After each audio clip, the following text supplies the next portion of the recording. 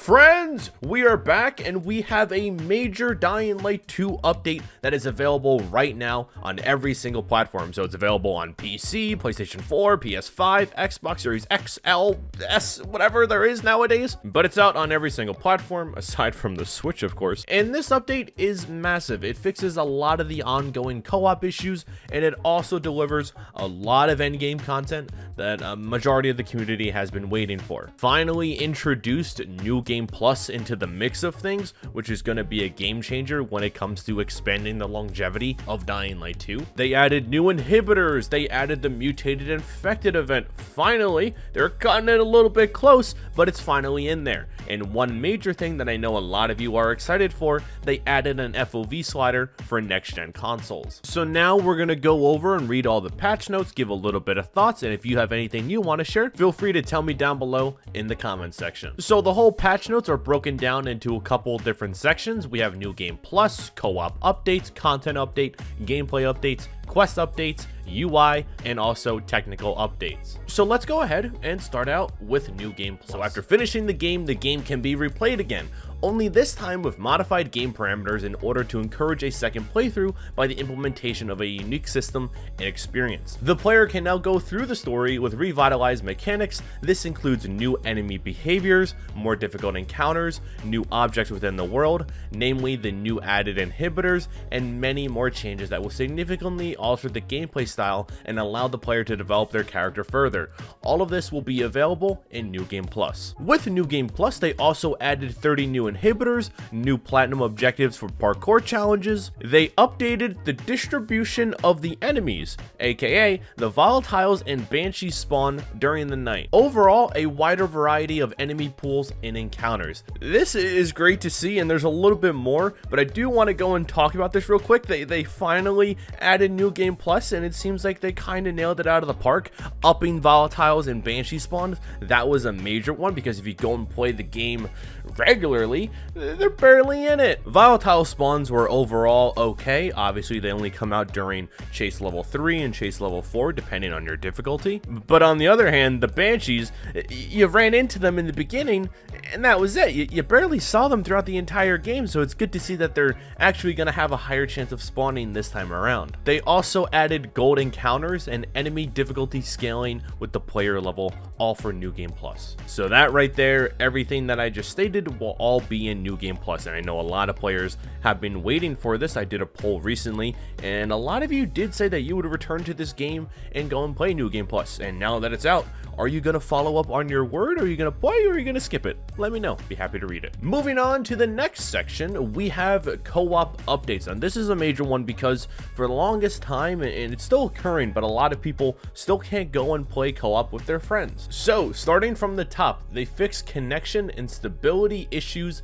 in co-op. They mainly fixed connection issues with the players who are further advanced in the story, and they also improved game performance in co-op. They also had some changes to the co-op story block, so they fixed an issue that caused block progression in a single player game mode after a co-op session. They fixed the remaining death loops in co-op, and they also fixed an issue with a missing NPC during the missing people quest in co-op sessions. And lastly, we also have a massive list for co-op quality improvements. So they improved the weapon visualization in online menus and inventory. They improved the handling of challenge requirements in co-op. They fixed random bandit respawns while players were still in the bandit camp. They fixed issues with the player being unable to access inventory or map after dying several times in co-op. They fixed the block story progression with enemies nearby notification. They fixed a rare issue when a player can't move after a revive. There's a lot of co-op changes and improvements. The list just goes on and on.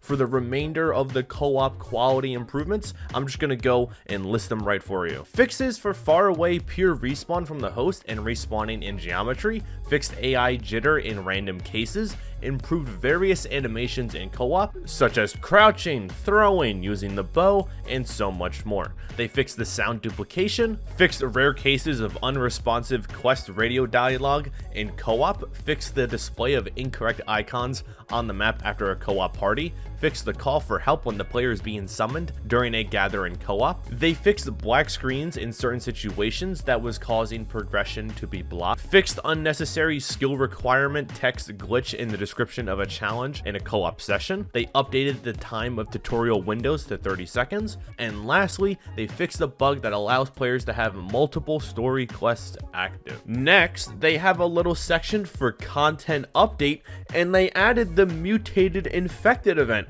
which honestly I kind of just thought they forgot about and then we just weren't going to get it at all. But no, they went in, they added a new quest called Something Big Has Been Here, which includes special elemental goon variants added into the game. This is the content that we've been needing. This is the update and patch that we've been needing. We desperately needed some endgame content, which is why Techland went ahead and said it in the beginning of this patch update, because they know about it too. They finally introduced New Game Plus, and now we have this mutated infected event. I haven't played any of it yet, but just from reading about it, it does seem like a step in the right direction. New Game Plus I'm overall satisfied with. When it comes to the mutated infected, I'm curious to know how this event is going to work. Are they going to go and add different variants every single week, or is this just a one-time thing with just the goons and that's it and then they're moving on? The first situation sounds great. Second situation doesn't sound as great with you, to be honest. But moving on to the next section, we have gameplay updates. So enemies with bows are now less annoying. They now deal out decreased damage. They completed achievements are correctly awarded upon completion.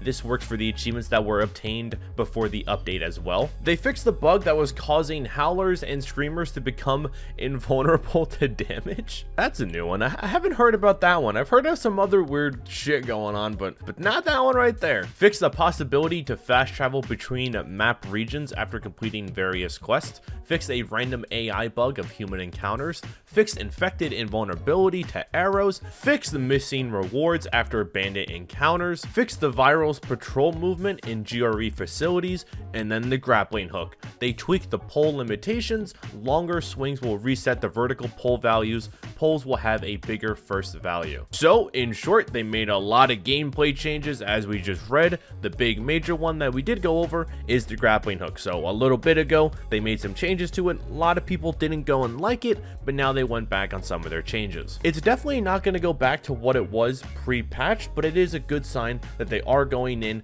and tweaking some of the values. We have 3 more sections, so we're going to start out with quest updates. They fixed a bug related to wall clipping during the Let's Waltz quest. They fixed a bug of the player getting stuck after using an inhibitor or opening inventory after obtaining an inhibitor in the Markers of Plague quest. They fixed the map display bug in the Only Way Out. They fixed the disappearance of Hakon in the Into the Darkness quest after playing in co-op, and they also fixed Sophie's inaccessible position in the raid quest. Someone say raid. That's a Raid Shadow Legends meme for you. Not a oh, there's a raid in Dying Light 2 now. We don't have that. But what we do have now is an FOV slider for PlayStation 5 and Xbox Series X. They also added improved UI textures optimization, fixed issues related to switching between keyboard and controller. They fixed an inhibitor pop-up mission in the Markers of Plague quest, fixed the quest display in the journal, fixed the tutorial window display. They fixed the various issues going on with the Asus ROG Duo second display screen. Aiden will now no longer T-pose in the main menu. They then fixed the game crashing when launching in 5760 by 1080 resolution. They fixed the display of incorrect numbers on the immunity bar, and they also made some minor changes to the PC key binding. And last but not least, the technical updates. They improved game stability. Several crash sources have now been fixed, improved the stability of frame rate in various places on the map, fixed multiple bugs that allowed players to see and fall outside the map textures, fixed occasional texture glitches in various places on the map,